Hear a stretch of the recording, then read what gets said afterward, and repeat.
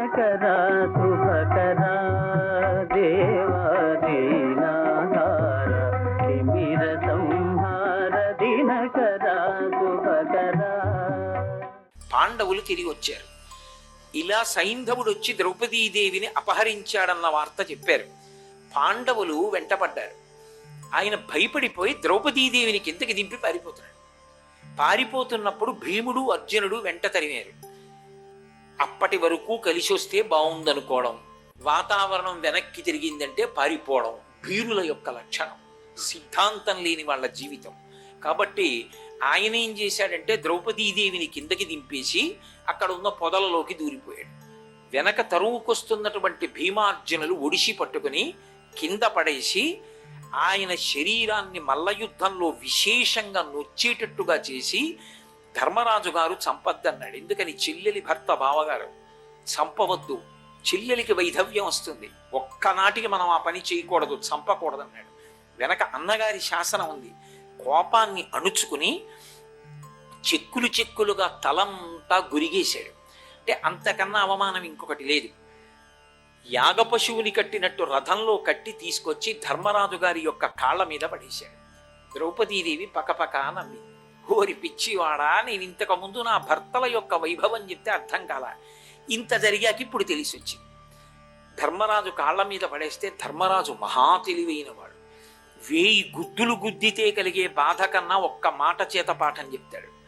ఆయన అన్నాడు, భీమసేన, వీడికి శిక్ష వేయడం ఎందుకురా, వీడు ఇంద్రియములకు లొంగిపోయినవాడు, సరి అయినటువంటి బుద్ధి లేనటువంటి వాడు, ధృతి లేనివాడు, అల్పుడు, వీడికి శిక్ష ఏంటి, కట్లు విప్పి వదిలేయండి అన్నాడు. ఆ మాట పొడుచుకు చచ్చిపోయాడు సైంధవుడు. కట్లు విప్పి విడిచిపెట్టారు.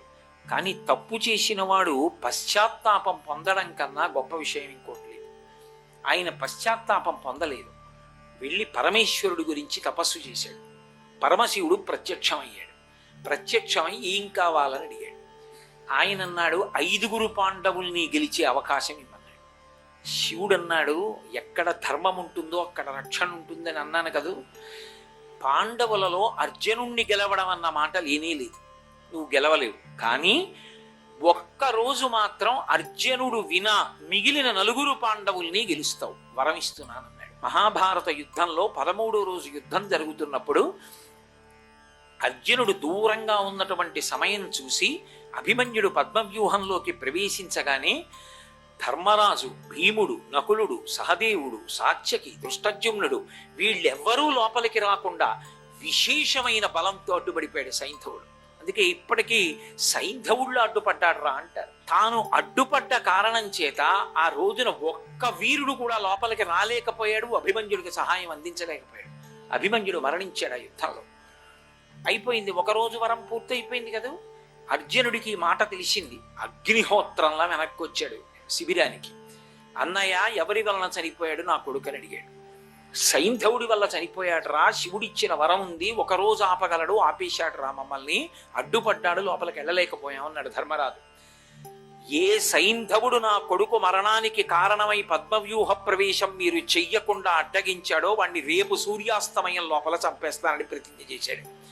ఒకవేళ చంపలేకపోతే ఇక నేను ఈ గాంధీవం విడిచిపెట్టేస్తాను, అస్త్ర సన్యాసం చేసేస్తాను, లేదా ప్రాణం తీసేసుకుంటాను, నేను కూడా ప్రాయోపవేశం చేసి శరీరం వదిలిపెట్టేస్తాను.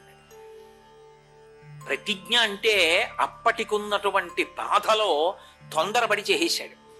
ఇది పాండవులకు ఎంత కష్టమైందో కౌరవులకు అంత పెద్ద అవకాశమైంది. సైంధవుడు ఇది విని పారిపోతున్నాడు. పారిపోతున్నవాడు దుర్యోధనుడి దగ్గరికి వెళ్ళి ఇచ్చాడు, నీకోసమని అభిమన్యుడిని అడ్డుకున్నాను, అభిమన్యుడి మరణానికి కారణమయ్యాను.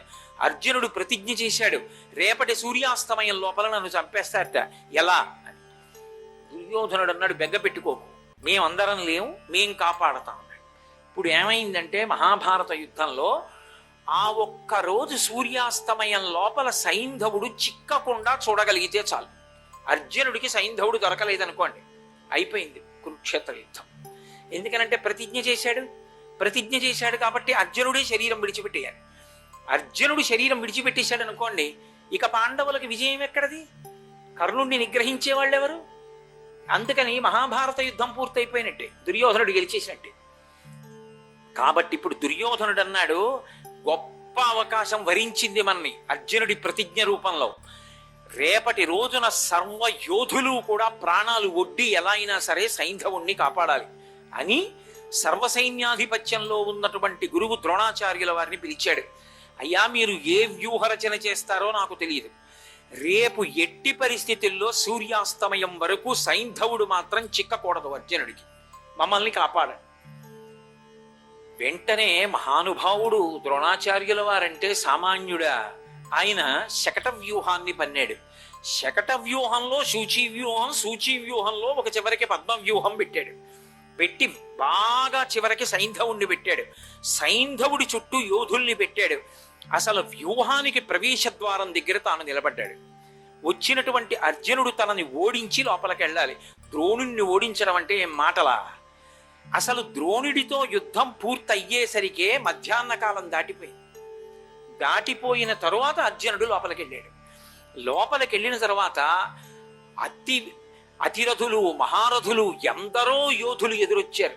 వీళ్ళందరినీ ఓడిస్తూ సాయంకాలం ఇక సూర్యాస్తమయం దగ్గర పడిపోతోందనగా సైంధవుడు ఉన్న చోటికి వెళ్ళాడు.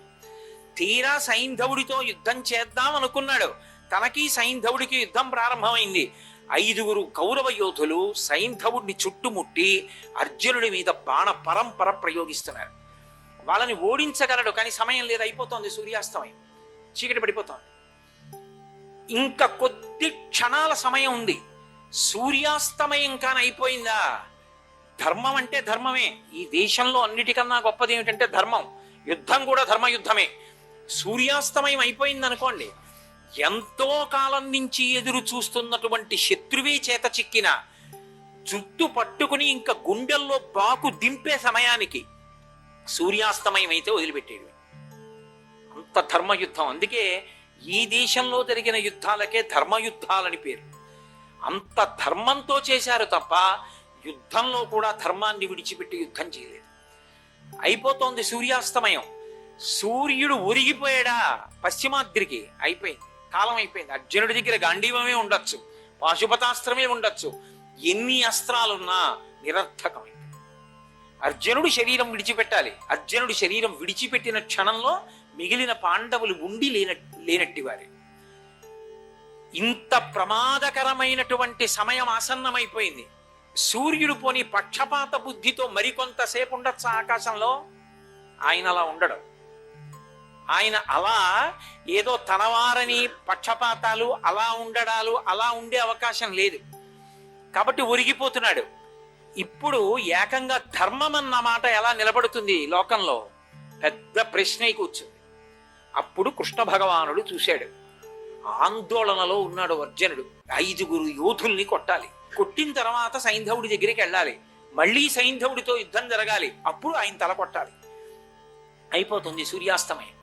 ఇంత అర్జునుడు, ఇంత గాంధీవి, ఇంత సవ్యసాచి కంగారు పడిపోయాడు.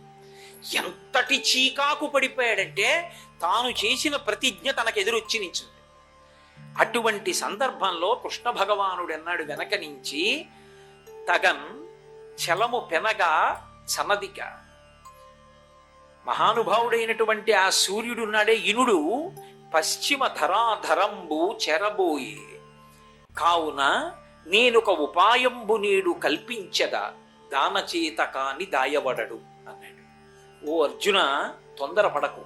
ఇక ఇప్పుడు నువ్వు ఇలాగే యుద్ధం చేస్తూనే సైంధవుణ్ణి చంపుతానంటే అవదు, చంపలేవు. ఎందుకో తెలుసా? నీ శక్తి లేక కాదు, సమయం లేదు, అయిపోయింది. ఇనుడు పశ్చిమాద్యుడి చేరిపోతున్నాడు. ఒరిగిపోయాడా? అయిపోయింది, అంతే.